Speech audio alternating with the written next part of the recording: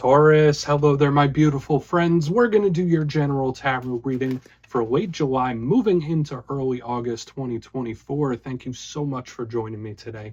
You know, I appreciate each and every single one of you. So let's get right down to business, as always, and start you off with an oracle card here, just so we could dip our toes in the energy and see what's happening for the lovely Taurus collective. Hope you're all doing fabulous and fantastic, my friends. Let's get it going, my guides. Talk to me. What do we got for these lovely Tauruses in Leo season, late July, early August? What energies, messages, insights can we give our friends? And yeah, we're just going to take a real quick look at this first card, then we'll get into the full reading itself. At the very end, I'll pull you a bonus card from the Shadowland Tarot, just to see what might be in the shadows or what shadow work you can lean in on, which is always interesting. But let's get it going here. Let's rock and see what we got for Taurus, please. Get this first card out nice and quick for my good friends. And ask and you shall receive. Very first shuffle, and we have the alchemist himself. Now this is a very intriguing energy to me whenever it shows up. Big card of creation, also focus. There's a lot of underlying symbolism in this card, even though it seems very simple on its face. Now before we fully dive into that, if you're new here, I'll be speaking about the July subscriber surprise towards the end, so you might want to check that out. Also, if you could kindly illuminate that like button by tapping it right on its third eye, you know, I'd greatly appreciate it. But enough of the promo, into the reading. Let's talk more about this alchemist. Now, I always say it reminds me of the hermit, so if some of you are connected to Virgo, they could be showing up here. But we see this individual, bald-headed, has the alchemical symbol for the sun right on the forehead, which kind of represents someone being illuminated or knowing some sort of sacred knowledge. So for some of you, you might be on a path or consuming a lot of information, trying to figure something out or even learn new things when this card is here. But again, with this alchemist energy, it's a retracted, pulled back type of energy while someone's trying to focus and do what they have to do. So some Tauruses might just be in that lane, like you're just doing your own thing, you're in your lane. You have a mission that you're attending to when this card is here. This is a big card of manifesting and creating, because notice he's looking right at that potion. But I always say with this alchemist, there's a big underlying tone of focus. So spirit might be asking you to take stock of the things you're focusing on. Is there something you should be paying a little more attention to that you're not? Is there something you're paying a little too much attention to? That could all be at play when this alchemist is here. But again, a beautiful creative vibe, so I like it. We're going to leave him over there to do his work. Let's see what tarot has for you. And I always say this first card, it doesn't make or break the reading. It's just a little footnote. Let's get you 3 cards in the upright, then we'll get into that intuitive juiciness. Let's shuffle it up one time here for my beautiful Taurus friends, please. And while we get this deck shuffled up and ready to go, let's talk about last week's reading. There was a bit of a high-strung energy I was picking up last week, whether it was coming from you or somebody else. The reading was titled, They Are Nervous. So in this time, just know that energy could bleed over for a little bit. Hopefully you're not feeling a little stressed or on edge. Some of you might just need to take a little vacay, take some time to relax and let things cool down. But let's see what shows up for you this week. As you know, energy is very fluid. It's never set in stone. So only take this how it hits for you, because we could be seeing your vibe or someone that you're linked to. Let's get it going. 3 cards for my Taurus friends to start. What do we have? Late July, early August. What is happening for my good friends? There we go. Thank you. 10 of Pentacles, good. I've been seeing this card quite a bit, so we're at least starting from a stable place, which could be very nice. This is one of my more favorite cards, so hopefully this is something going really well for you, but I don't want to get too over excited about it yet. We still have a lot of the cards to pull. Let's get 2 more. Thank you. Judgment, big action card, big change-based card too. And I like how this is lining up so far.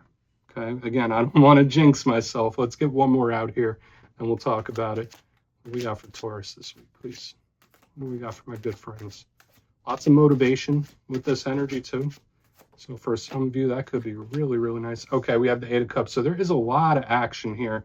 To and fro, back and forth. I don't know why it's presenting itself to me like that, but when I see Judgment and the 8 of Cups, it's like not flip-flopping, but there's a lot of competing energy I'm picking up here. Again, this could be very good, depending. But let's go through. I'll give you some of the classical meanings and archetypes, and we'll get into that juicy, intuitive stuff. But at first look, first glance, I'm liking the elemental mix we have going on here. We have some earth, we have some water on the split ends, and whenever we combine earth and water, to me, that is a recipe for potential and blessings. Even if both cards aren't super positive through the roof, I feel like there's a possibility for potential. We have this big action change or metamorphosis in the center. So we could also see that too, where it's like, okay, we have something very solid and sturdy. Then we have an event or a situation of some sort, and then we have a different outcome. So there could be a lot of things shifting. Let's go through piece by piece and really start to build this out. So position number one, we have the 10 of Pentacles. Now, I always say when it comes to tarot, all 10s represent the close of a cycle. Generally, the 10 of Pentacles is a happy ending. When I see this energy, I think of expansiveness. I think of level up type of energy. I think of wins and victories in different areas of life, specifically material, but this could just be a long lasting energy, something that when you collect this win or victory, it's going to last you a long time. In its positive sense, again, I feel like this is just beautiful, sturdy, solid, stable energy. Now, if we're looking at the challenging side, because I always say that every card has challenges and positives, this card could be a little bit stubborn. And it could be an energy that's not really changing. It's not really moving. It's kind of set in its ways. That's a big vibe with this 10 of Pentacles.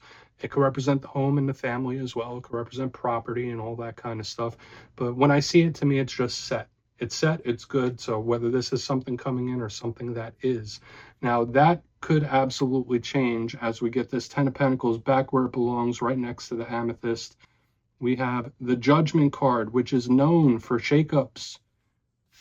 We see the Archangel Gabriel there blowing the horn and raising the dead. So this card means a lot of different things. It's very Plutonian. So it represents change and metamorphosis, the cycles of life. This is one of the karmic cards. Okay, so whether it's somebody getting their karma or karmic cycles that you're experiencing, endings, beginnings, it all really depends.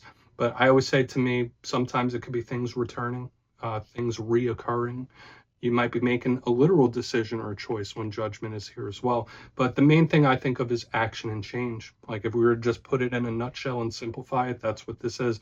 It's also angelic, so I really like the vibes to it, but it's intense. That's kind of what I'm trying to get across. So when we go from like the 10 to Judgment, it's similar to like a tower in a way. Okay, I'm not going to quite say it's a shocking energy just yet, but it is very similar with that upheaval. So that's something to think about and keep in mind.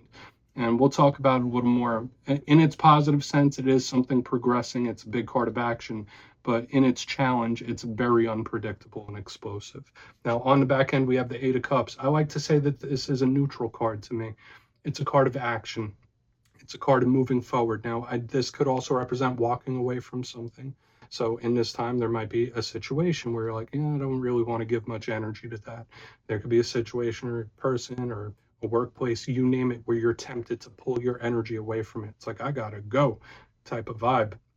So you see what I mean? We're going from this very solid energy to this change, and now this energy that's making a move. So there's a lot of action and there's a lot of things shifting here. So whether this is coming from within you or something else, I'm not going to say that this is an abandonment or walking away alone. To me, it's just somebody making a move of some sort where it's like, okay, time to switch it up here. So there is a lot of change in the air.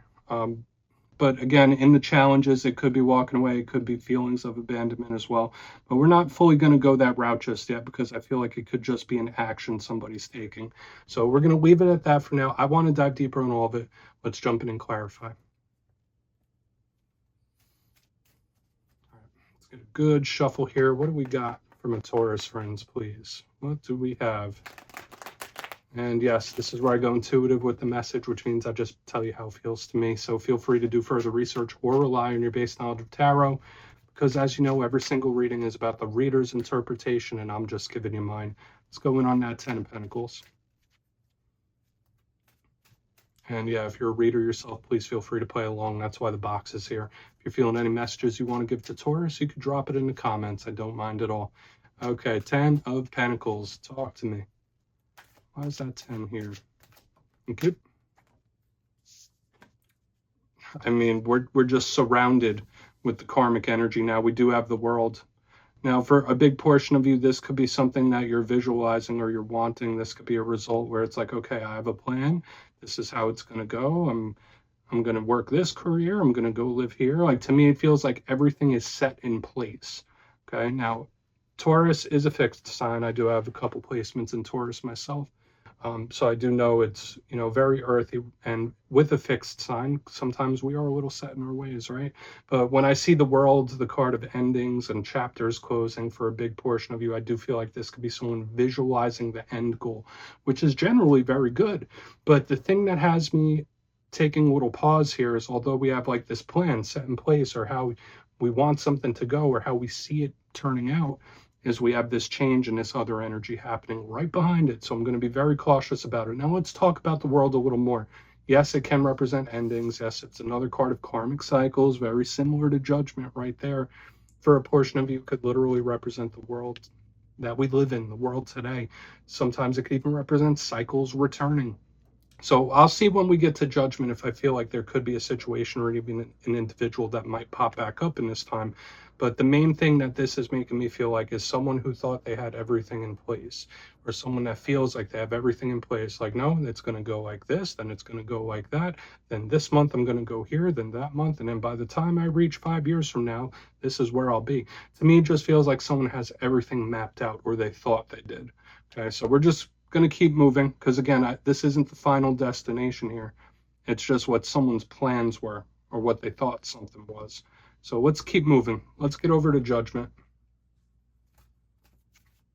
And I don't want to like really pile on anything that might be too rough, because for some of you this could just be a really good end result, right? Like when we have the 10 of Pentacles, happy ending with the world. That's not 10 of Swords energy.